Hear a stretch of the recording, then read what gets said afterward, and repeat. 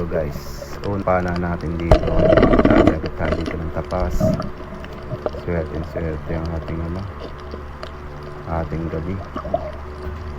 Nakita nyo naman guys, buhay na buhay yan guys. Yan, may kasama tayong isang mamamana din. Yan. Saka ito pa, padalawa natin, nakakita pa tayo ng danggit dito sa mababaw.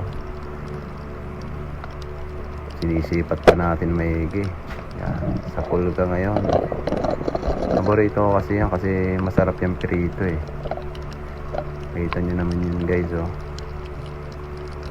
Hindi ko na sana papanahan yan, kaya lang wala akong mahukit, walang isda eh. Tapos wala pa akong dalang gloves, nalimutan ko sa motor. Kaya nakakita pa ako ng isang abalon dyan. Ito ngayon, ito yung malupit. Nakakita tayo ng buwan-buwan diyan. Tinana ako na siya, tapos nakalpas. Pero may tama na siya dyan. Mas umangat tuloy ako kasi wala akong hangin sa ilalim. Pinapos na kasi ako, medyo malalim. Sumisid ulit ako ng kalahati. Kita niyo naman yung pula ng mata niyo. Mas na ako dyan. Nasa ko na uli yung aking pana niyan guys. Kasi baka lumayo pa. Pinana ako uli siya. Ayan, dyan ko na siya nakahuli. Malaki yan guys. Pinangat ko na siya. Ito pa yung sumunod natin. Nakakita pa tayo ng tapas dyan.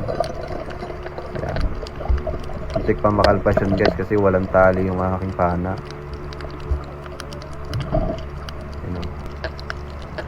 Ito pa guys yung sumunod natin, labahita oh.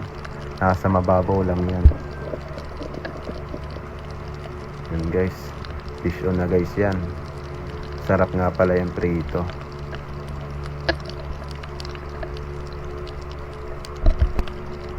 At ito pa, minakita pa tayong octopus dyan oh, naggagapang. Saan ka pupunta? Tatakbo pa siya guys eh. Nakuha ko agad yan.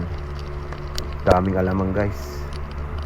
Ito pa, minakita pa tayong isda ng puti.